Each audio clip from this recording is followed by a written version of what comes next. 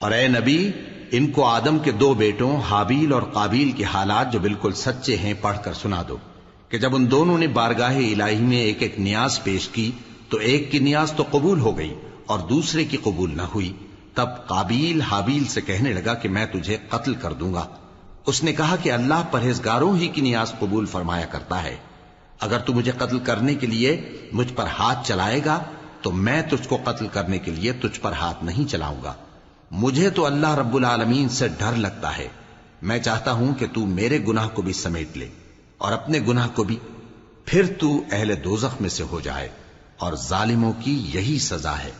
آخر اس کے یعنی قابیل کے نفس نے اس کو اپنے بھائی کے قتل ہی کی ترغیب دی تو اس نے اسے قتل کر دیا، پھر خسارہ پانے والوں میں ہو گیا۔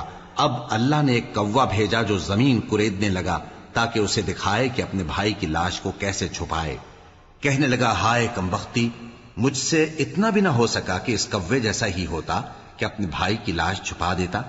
پھر وہ پشیمان ہو گیا۔ اس قتل کی وجہ سے ہم نے بنی اسرائیل کے ذمے یہ بات لکھ دی کہ جو شخص کسی کو ناحق قتل کرے گا، یعنی بغیر اس کے کہ جان کا بدلہ لیا جائے یا ملک میں خرابی کرنے کی سزا دی جائے، تو اس نے گویا تمام انسانوں کو قتل کیا، اور جو ایک انسان کی جان بچا لے تو گویا اس نے سارے انسانوں کو زندگی دے دی۔